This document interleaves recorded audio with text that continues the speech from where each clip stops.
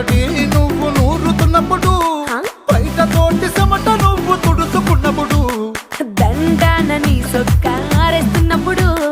నీ ఒంటి వాసన తెగ గుర్తొచ్చినప్పుడు, రెండు చేతులెత్తి జుట్టు ముడిసినప్పుడు, జండు కత్తుకొని పడుకున్నప్పుడు, అలసిపోయి నువ్వు ఆవలించినప్పుడు, వచ్చుండై ఫీలింగ్స్ వచ్చి వచ్చి చంపేస్తు